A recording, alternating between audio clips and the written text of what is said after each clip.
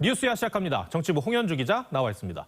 첫 번째 물음표 볼까요? 예, 첫 번째 물음표는 윤석열 문고리 김종인이 잡는다입니다. 네. 요즘 보면 윤석열 선대위가 비상인 상황인데 뭔가 변화의 조짐이 있는 모양이죠? 예, 그렇습니다. 앞으로는요, 이 선거운동의 가장 핵심이라고도 할 수 있는 일정과 메시지를 김종인 위원장이 직접 장악하게 된다는 뜻입니다. 기존에 입구나 문고리 역할을 해오던 후보 비서실은 사실상 역할이 확 줄어들게 됩니다. 메시지나 소통구 같은 거를 일원화하시는 거예요? 이제 그게 앞으로 그런 방향으로 갈 거예요. 네. 방금 영상에서도 봤습니다만 김종인 위원장이 그 메시지 소통 창구 일원화를 하겠다는 얘기는 계속 해왔어요. 근데 이번에 정말로 변화가 있는 겁니까? 그렇습니다. 저희 취재에 따르면요, 어제 윤석열 후보와 김종인 위원장이 따로 만나서 선대위 재편과 관련한 대화를 나눴다고 합니다. 이 자리에서 김 위원장이 모든 사안을 직접 조정하는 데 두 사람이 합의를 했고, 그래서인지 오늘 공약 발표 현장에도 두 사람이 함께 모습을 보였습니다. 중요한 공약이다 보니까 이렇게 또 직접 오셨습니다. 네, 두 사람의 확실한 합의가 있다는 얘기인데 혹시 홍 기자 김 위원장하고 얘기를 직접 나눴습니까? 예, 오늘 통화를 해봤는데요. 예. 김 위원장은 윤석열 후보 스스로 최근에 나온 이 여론조사를 보면서 12월 한 달을 겪으며 변화가 있을 거라고 확신한다면서 앞으로는 후보가 어떤 일정에서 어떤 메시지를 내느냐가 핵심이기 때문에 자신이 직접 조정을 할 것이라고 이야기를 했습니다. 그런데 이렇게까지 상황이 오게 된 이유가 있었을 것 같아요. 그렇습니다. 일정과 메시지의 혼선이 많았습니다. 대표적인 사례가 바로 최근 한 경제 유튜브 채널 출연이었습니다. 윤석열 후보가 원론적인 답변을 반복하면서 주식과 경제에 대한 이해도가 떨어진다, 이런 비판이 있었는데요. 사실 김종인 위원장이 방송 전까지 이 프로 출연 사실도 몰랐다고 합니다.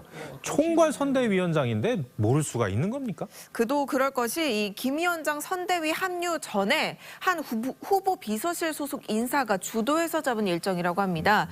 경제 대담이기 때문에 세심하고도 꼼꼼한 준비가 더더욱 필요할 텐데 정작 후보는 사전 질문지에 대한 답변조차 제대로 파악하지 못한 채로 출연을 한 것으로 알려져 있습니다. 선대위의 실책이 맞아 보이네요. 지금 지지율상으로 보면은 윤석열 후보 캠프가 이제 총체적 난국이라고 보여지는데 그런데 안철수 후보하고의 단일화 얘기도 계속 거론이 되고 있죠. 예, 그렇습니다.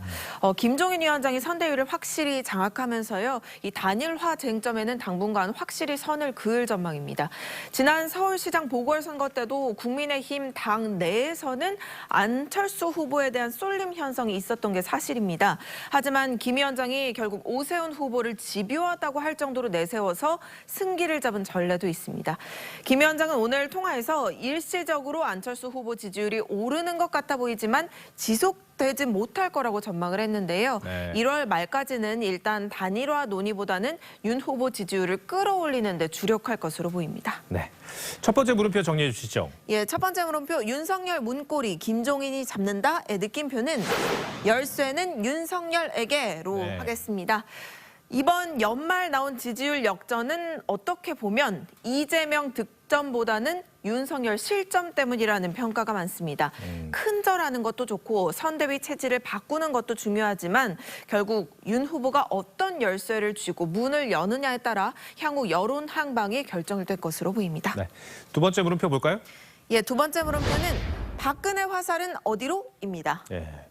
이 특별 사면된 박근혜 전 대통령이 이제 이르면은 다음 달 어느 날 이제 육성 메시지가 이제 예고된 상황이에요. 정말 대선을 앞두고 큰 파장이 예상되는 대목이죠. 그렇습니다. 박 전 대통령 퇴원이 2월 3일 즈음으로 예정돼 있는데요. 그때쯤 육성 메시지가 나올 가능성이 높습니다. 시기상으로 보겠습니다. 정확히 설 연휴가 끝나는 바로 다음 날인데요. 그날로부터 열흘 뒤에는 선관위가 후보자 등록 신청을 받고 15일부터는 공식 선거운동이 본격적으로 시작됩니다. 대선 표심에 상당한 영향을 줄 수 있는 시점인데 의료진의 소견에 따라 치료가 더 필요할 경우 퇴원이 뒤로 늦춰질 가능성도 물론 있습니다.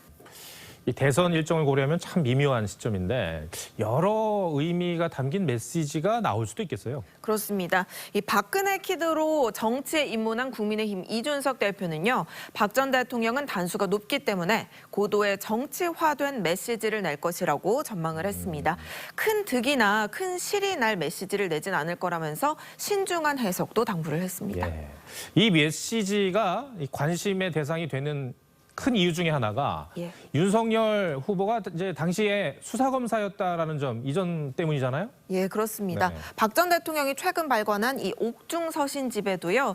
윤석열이라는 이름 석자가 직접 적히진 않았지만 지지자가 보낸 편지에 이 이름이 등장합니다.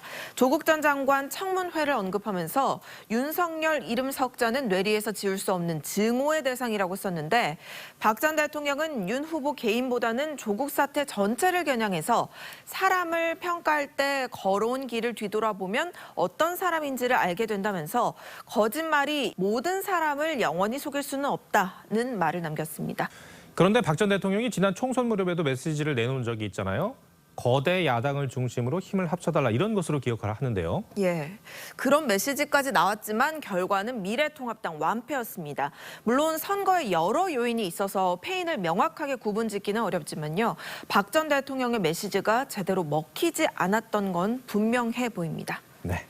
두 번째 물음표도 정리해 주시죠. 예, 두 번째 물음표. 박근혜 화살은 어디로? 느낌표는 뒤로 가는 화살은 없다로 네. 하겠습니다.